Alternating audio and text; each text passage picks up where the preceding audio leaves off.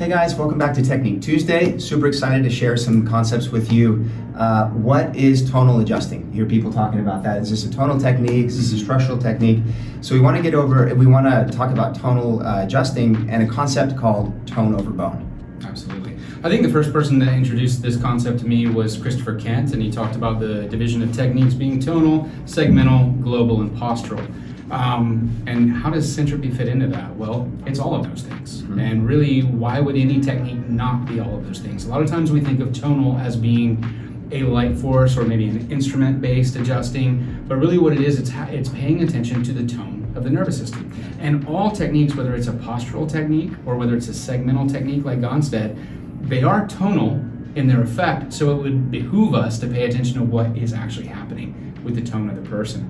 So with Syntropy, what we're really looking for is we're looking for the tone globally, and we want to see that a person is nice and upright and they have a nice extended posture, not locked in flexion, this flexor dominant or collapsed posture.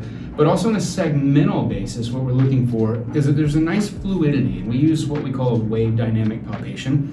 And what we're looking for is to see that the energy moves through these muscles and moves through the neurospinal system in a very easy and efficacious way. And if you have the person relaxed, and you have them where there's not a lot of cord tension or any torquing, then they should pretty much relax. And guess what? What doesn't relax is the area where there's altered tone. And so what we want to do, we talk about tone over bone, we're looking for the area of altered tone. And by introducing our adjustment, our universal force, we're putting movement back into that area, and movement into an intelligent, movement and energy into an intelligent system that's going to use that universal force for constructive purposes, especially if you're adjusting from a place of ease. And so tone has a lot to do with how you're perceiving what's happening in your assessment, but it's also very much when you're applying your adjusting thrust, your technique, that you're paying attention to the tone of the nervous system of the human being on the table. Are they opening? Are they closing? Is everything moving better? Are they saying yes? Are they saying no? All super, super, super important things to take into account. And also, like if you are adjusting somebody, like Patrick was saying, we want to feel the tone of the muscles of the nervous system of the joint. We're not concerned about going in there and pushing around on the bone to find out what's going on with the bone. Right. That makes sense? And so tone over bone, also the tone of you yourself as a chiropractor as you step up to the table.